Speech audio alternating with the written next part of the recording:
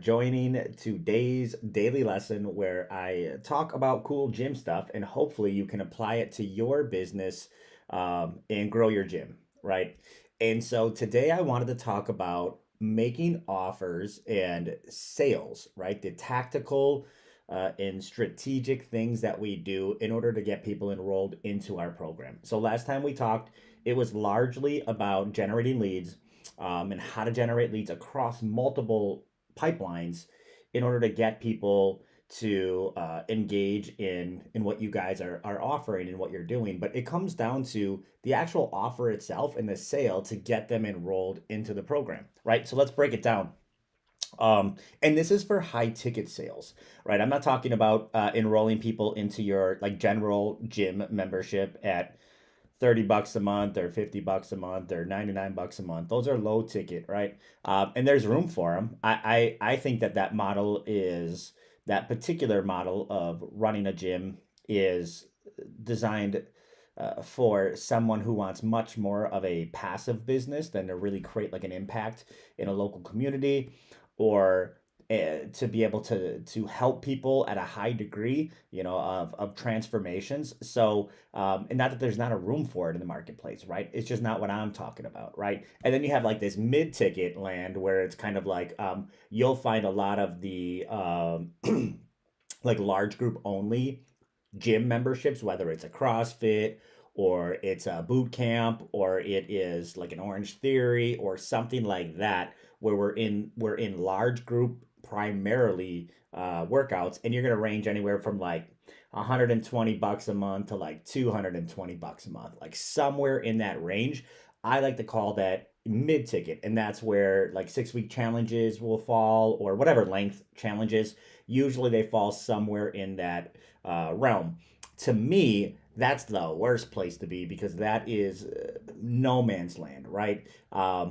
I mean, there's really not just in fitness and gyms, but in economics in general, in sales and persuasion and things like that. There's no real strategic advantage of being the second cheapest in a marketplace or being the second best, right? So I lean towards, well, I can't really be the cheapest because in order to get a big gym that allows me to be the cheapest, which would be like a Planet Fitness, or maybe you can get close to those rates at $20 a month and you offer a couple other things and you're cheapest in your market. Guys, those type of businesses very expensive to get started and get running. They require a lot of capital because they anticipate taking a loss until they get to cruising altitude, right? And they start turning out a profit. Well, most gym owners don't have the means to do that or the ability to get investors to fund something like that. So we end up starting off small gyms and growing them from there, right? Which is what I did. But in order to do that, we can't compete against the bigger gyms with the amenities and the low prices, right? And there's really not a good reason to just go a little bit higher than that and offer the boat, which is what I see a lot of gym owners doing is they say, look, this place is $99 a month. I'm gonna only charge $149 a month, but I'm gonna offer all this additional stuff, right? And the gym owner is doing a lot and making nothing, right?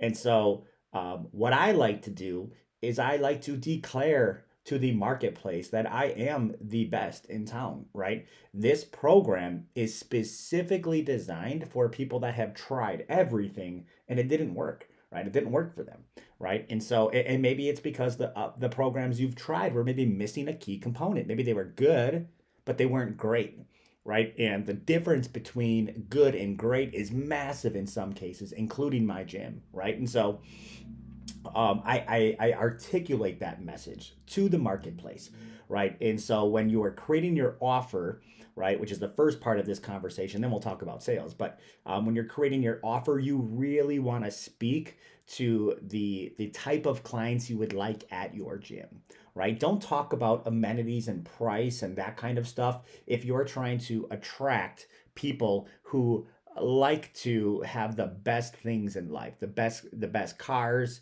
the best education, and including the best, the best fitness program or the best gym. It doesn't mean they have the most money. It means that they're willing to invest in the best program. And guess what, guys? No matter what happens to the economy or what happens in with the dollar or anything like that, there's two markets that it's not going to affect, right? Number one, the market that always is going to buy the cheapest thing. They're not going anywhere. They're always going to, it doesn't even matter how much money they have. They're just always going to buy the cheapest thing available.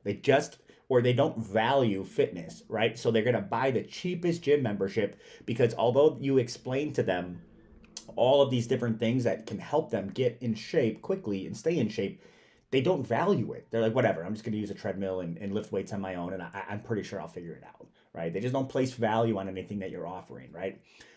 That's not going to change. They just want to pay as little as possible, right? And then there's also that market that wants the best, right? They're also not affected by a lot of economic things, right? The guys that are living in $1 million houses driving Mercedes they're not impacted by a recession. They're fine in most cases, right? They're not gonna cancel their gym membership, right?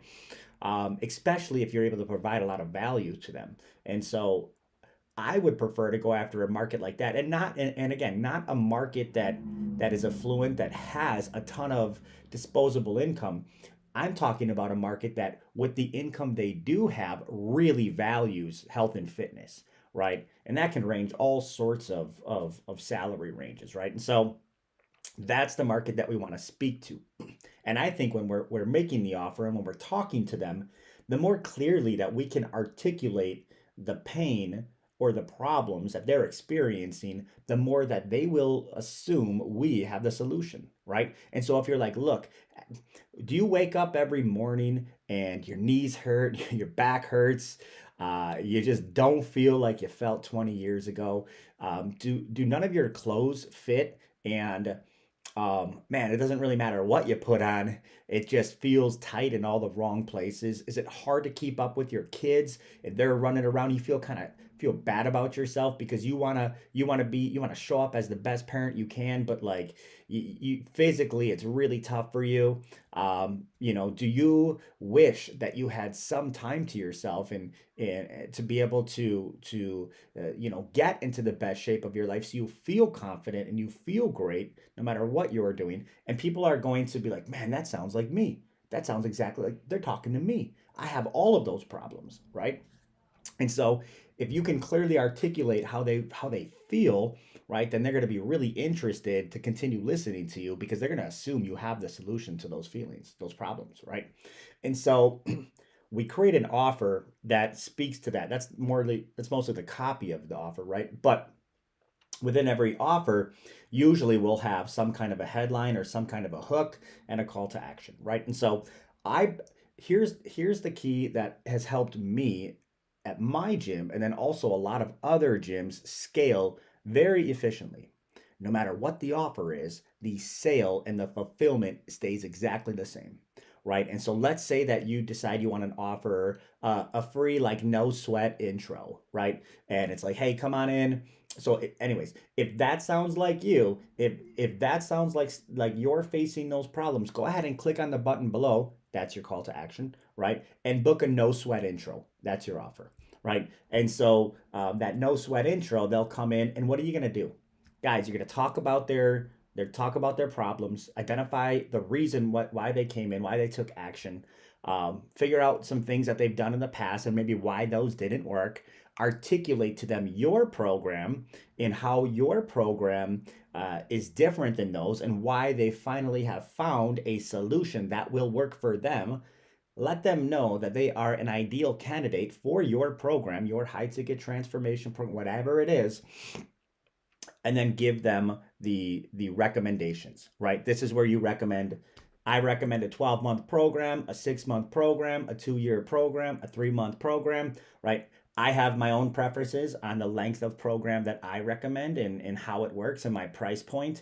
But guys, a price point for something like this should be anywhere from like $69 a week to like $99 a week, right? Which comes out to about $300 to $400 a month, right? So this is a significant increase from your cheap memberships. We're not in no man's land of your mid ticket, which is like 150 a month to 200 a month, right? Where that's where gyms go to die if that's all you're offering, right? This is a high ticket offer that is specifically designed for the people looking to make that investment in themselves, right? And if your messaging and your offer speaks to that, those are the only people you're going to attract anyways, right? It's only if you're trying to attract those kinds of people, right? And you are using a different offer or language or copy, and maybe some marketer tells you like, oh, well, that's just what gets leads. Yeah, but our goal is not to get leads, guys. Our goal is throughput. We need members coming out of the other end of that funnel, right? High ticket or invested members. We don't care about what offers get leads. Like that's not gonna help our gym. That's great that you're exploring what offers get leads, but that's not what I'm looking for. I'm looking for new gym members, right? And so and marketers don't care about that, right? They're not sitting down at the desk across from Mrs. Jones when she shows up, and she's completely not the kind of person that you are looking for, and she feels awkward because she read some marketing about how there's some free whatever, and it's not the case, right? And now you guys are sitting there wasting time, right? And so I think that it's important to identify the type of client that you really want at your gym and then learn how to attract them instead of figuring out what attracts people and learning how to convert them. That's much harder to do, right? So anyways, I would recommend looking at those factors, creating an offer, creating a call to action, and this doesn't have to be just for advertising. You do all this stuff organically too, and in learning how to fulfill a high ticket program for not a lot of money, right? That's where the margin is. That's where the profit is. You charge somebody $300 a month, $400 a month, and you fulfill it for $100 a month, and now you have $200 of gross margin left over after you pay expenses. You should have about 20 to 30% net margins left over, right? In my program, I explain exactly how we do this and the different variations, the different ways of which you can fulfill on a high ticket program. Some of you guys do personal training, some of you guys do semi-private, some do large group and accountability coaches, all of these different ways. But the point is, you have the raw materials, right? You have a gym, you have equipment, you have coaches, you have physical space where you can execute these things, you have nutritional knowledge. How do we wrap this all up into a all-inclusive program that just over delivers, and when somebody comes in, they're like, wow, this is amazing, right? This is exactly what I've been looking for. I got a piece of it here, a piece of it here, a piece of it here, but I've never had all of this stuff at once that's actually going to, get the results that I'm looking for, right? And so you put together an offer like that, you get it in front of as many people as you can, right? And then when they come into the gym, you make the sale, right? And like I said, and that's the second part of this talk, is really the sale of it. And I think that the sales psychology behind a high ticket program is much different than just selling a general membership, right? Like a general membership, you could just say, hey, here's our options, and you open up a membership book and they just pick, right? That is how you sell fitness memberships, right? I'm talking about selling a coaching program. And to me, these two things are fundamentally different, right? A fitness membership, that goes in like the expense category in somebody's mind, right? It's hey, I got to pay my gym bill every month, and if times get tight or something cheaper moves in down the road, I'm going to look at it's very logical, right? It's a logical decision-making process. And so they'll say like, okay, this one here is $50 a month, and I get showers and I get this, and it's this many square feet and all that. And this one's $65 a month, but I get this, and they're thinking about it all wrong. Or at least you can't sell coaching programs like that. That's how you sell a fitness membership. To sell a coaching program, which is not in my mind an expense, but more of an investment that they're making in themselves. And in all investments, they expect returns, right? And so this is just the return of weight lost or goals met, 40 pounds, right? Something like that, whatever it is, right? And so when you're selling something like that, we need to get out of the logical, train of thought and get into the emotional buying place, right? And so that's where we like to to ask some questions, maybe some probing questions to really get them to emotionally think about how they would feel if they're in this place that they're hoping to get through your program, right? How would they feel when they are in the absolute best shape of their life? Envision it, think about it, right? But before that, I like to tell a little intro story about myself. It's hard to get somebody to open up and answer all of these questions, these personal questions, without you maybe saying a little bit about yourself first and helping them let their guard down. So I might start every conversation with, "Hey, Mrs. Jones, before I ask you a million questions about yourself and your goals and all that stuff, is it cool if I just tell you a little bit about myself first?" And she'll be like, "Yeah, totally. Okay, cool. My name's Joey. Anyways, I've been in the fitness industry for 11 years. And man, when I first got started," and then you just you go through what I call like an origin story, right? And it kind of ends up with, and that's how we ended up getting here today. So I'm super happy that you took the time out of your day to come meet with me. And with that being said, is it cool if I ask you a couple questions about yourself and what brought you in here today? And she'll be like, "Yeah, totally. Okay, cool." Right. And so then we go right into the really trying to find the root cause, right? How come she came in today, not 3 months earlier? Or how come she's not scheduled to come in 3 months from now? Why is it right now? And so we can find the answers to these questions if we know how to ask, right? And I don't like moving on to the next part of the sale until we've got them in that emotional buying place. I typically end up, when I find that final goal, when I find that goal, I might say to them, "Okay, awesome. I totally get what you're looking to do. Let me just ask you this. On a scale of 1 to 10, how important is it for you to reach this specific goal?" I'm sure you got a lot of goals in life, right? But let's talk about being in the best shape of your life, or losing 40 pounds before the wedding, or whatever you guys identified together. How important is it for you to reach that specific thing, right? And they're almost always going to be like, "Oh, it's a 9 or a 10."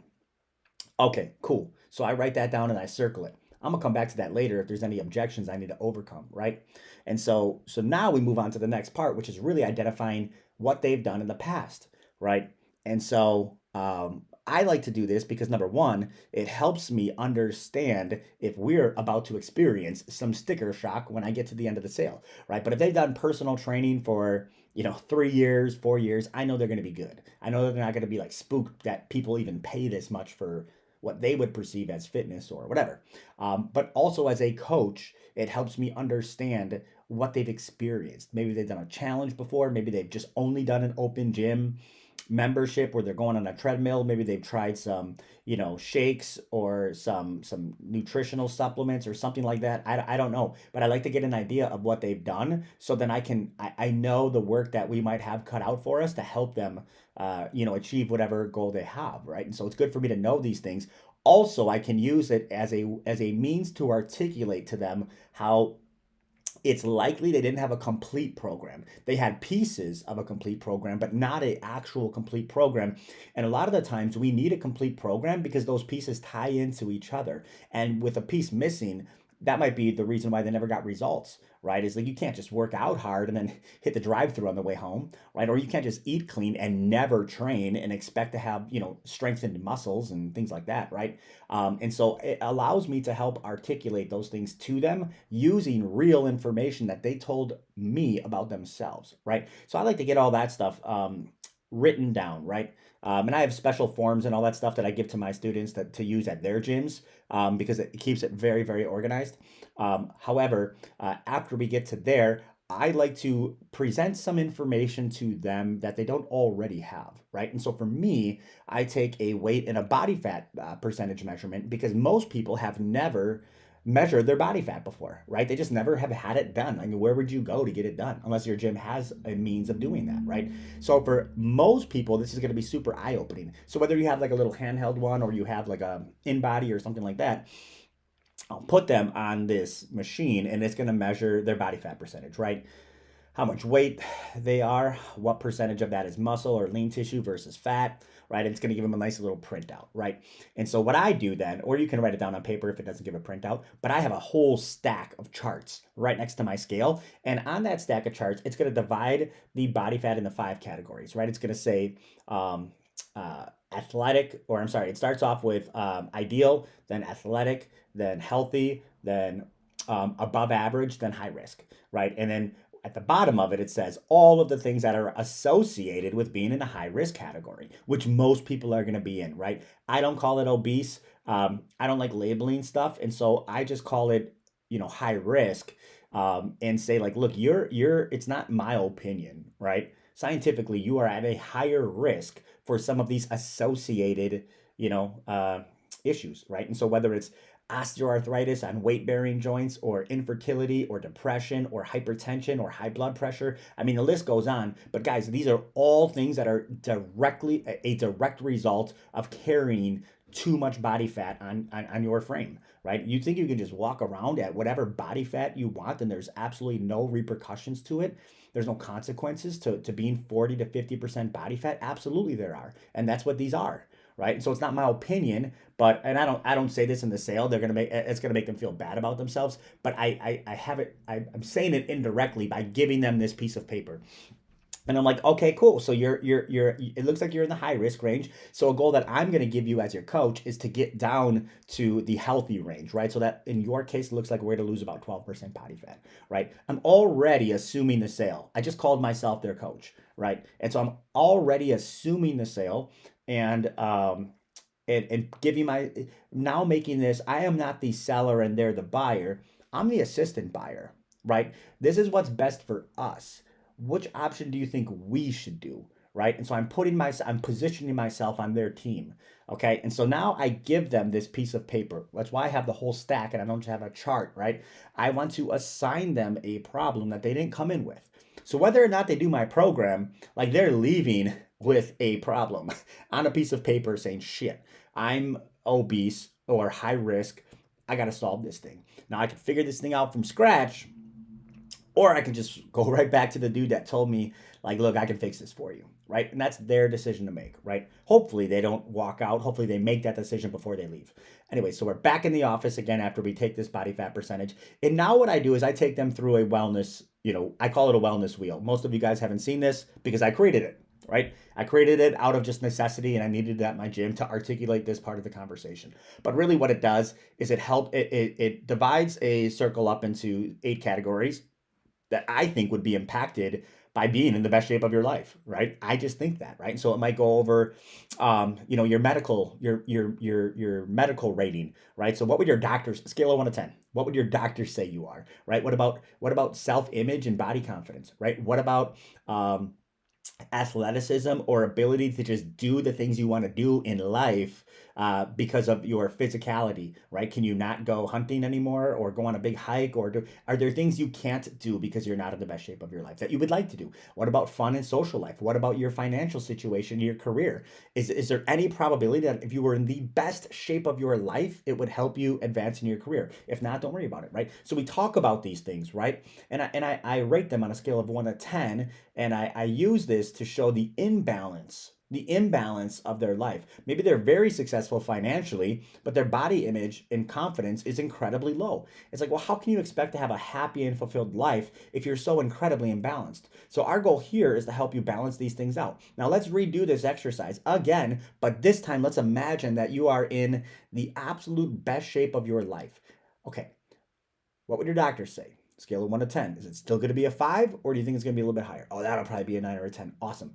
What about how you look in the mirror and how your clothes fit, your confidence, right? How would that be impacted, right? So you go through this exercise one more time, and we come to the realization that, wow, being in the best shape of my life is going to significantly impact, my day-to-day happiness, right? My day-to-day life. It's going to significantly impact it across all of these metrics, not just like how I look in my clothes, but like, wow, it's going to affect a lot of these things. Like this is a big decision. This is an important investment I need to make, right? And so we come to that conclusion by doing this exercise, right? So then the final part of the sale, guys, is me as the professional in this conversation, making a recommendation to them based on everything that we talked about, right? And so it might be like, you know what, Mrs. Jones, after everything that we've talked about today, I do think that you are an excellent candidate for our transformation program, right? So I think you definitely need a coach because we talked about, sometimes you get started and then you quit and you get started, and you get quit. A coach is going to help with that consistency and holding you accountable even the days that you don't feel like doing it, right? That's what a coach is for. I do think that you're going to need some great workouts. I know you said you went to the gym before and you were sweating like crazy, when you were on the treadmill doing cardio. But I'm here to tell you that unfortunately, good intentions don't always equal results, right? So we need workouts that are specifically designed to help you lose the weight and build the muscle at the same time. And that's what our workouts are. So we're going to need those, right? We're going to have those about 3 days a week. On top of that, you're going to need a nutrition plan, right? Because you talked about eating healthy, but when I asked for some examples, a lot of those, it seemed like were healthy in terms of like maybe organic food or things like that. But when we're talking about fat and carbs and protein, like those are things that we need to measure. Right now, there's a lot of different ways to measure them, but I think we need a plan to follow. Right? Wouldn't you agree? They're like, yeah, totally. Okay. And then so we go through these things, and you say the coolest thing about this program is I don't think you need it forever. Right?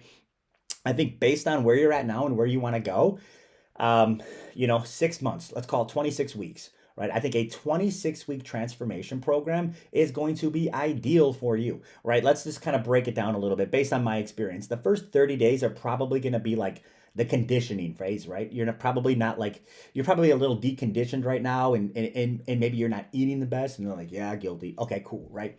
But then the next 4 months, that's really where we're going to lose weight, right? So let's call it the results phase, right? So probably about 8 to 10 pounds a month, right? And over the course of that 4 months, right, we'll have lost that 40 pounds that you came in here for today. But you don't want to go right back to where you started, right? And she's like, dude, absolutely not. Okay, cool. So the final 30 days, we'll call that the maintenance phase. That's where we kind of reduce the high level coaching and hand holding to make sure you can maintain this on your own without needing us. Does that sound fair enough? She's like, yeah, cool. Okay, so that's why you need a 26-week transformation program. And the coolest thing is, I'm going to give you the first week on the house just to make sure it's a perfect fit between you and Coach Eric, right? And then after that, you're going to automatically be billed at $69 a week for the remaining 25 weeks of the program. Does that sound reasonable? All right, cool. Let's get going, right?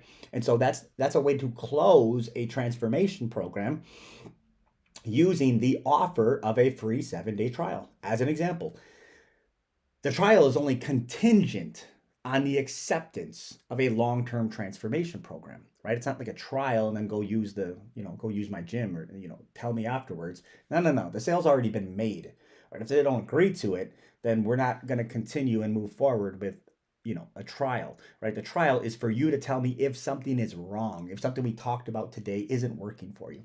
But, without that anything being wrong with you messaging me and being like, I need to cancel, right? Like we're getting started with this journey, right? Now, if you don't want to use the free 7 days, then the entire sale and the entire fulfillment is exactly the same. You just don't say the first 7 days are on the house, right? You just don't say that part, right? So insert whatever offer you want, whether it's a free 3 classes, and hey, the first 3 workouts of this program are on the house.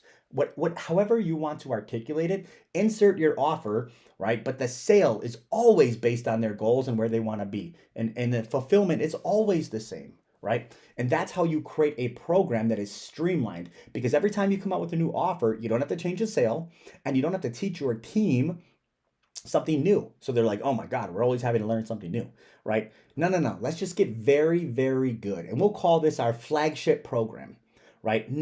We are known for this thing. And yeah, other gyms in the area might have personal training or boot camps or group or whatever, but nobody has this, right? And this is what gets people results. A lot of great companies have flagship products or programs.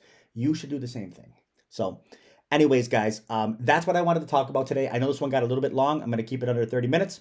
But that is how we craft an offer. That's how we have a sale, a high ticket sale, and close people into our program. Now, if you combine this training with the training that we just did a couple days ago on lead generation, put those two things together, now we're flowing leads into this sales opportunity, right? And then next week, I'm going to jump back on here and teach you guys how to fulfill this stuff so that we can put those three pieces together, and now your gym is up and running. So appreciate you guys. I know this was a little bit long. If you watched the whole thing, thank you for taking the time out of your day to hear me talk about fitness and gym stuff. Love doing it. And I will see you guys shortly in the next video next week. We're out of here.